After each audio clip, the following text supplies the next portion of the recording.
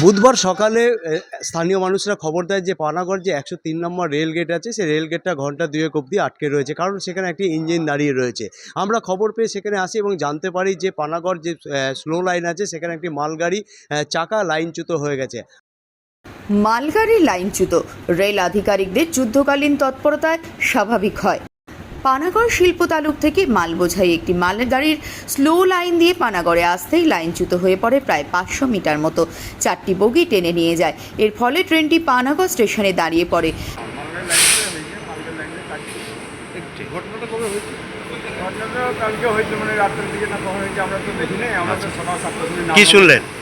কি শুনলেন?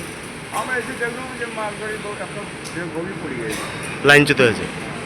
১০৩ নম্বর রেলগেট বন্ধ হয়ে পড়ে, যার ফলে সমস্যায় পড়তে হয় রেল পারাপার করা মানুষদের।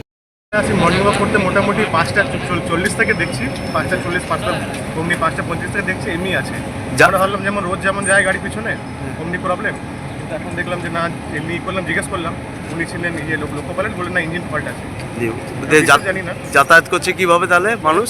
সাইড দিয়ে গিয়ে আর এমনি লোক দাঁড়িয়ে আছে অনেকক্ষণ ধরে, তারপর লোক লাস্টেই হয়ে যাচ্ছে, ঘুরে যাচ্ছে সবাই।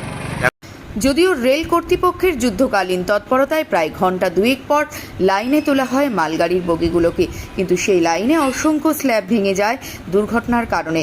তবে কি করে এই দুর্ঘটনা ঘটল তা সম্পূর্ণ তদন্ত করছে রেল আধিকারিক এবং রেল পুলিশের তৎপরতায়, যুদ্ধকালীন বলা চলে তৎপরতায়, কিন্তু সেই 4টি বগিকে কিন্তু লাইনে তোলা হলেও এখনো পর্যন্ত কিন্তু এই মালগাড়িটি এখানেই দাঁড়ানো রয়েছে।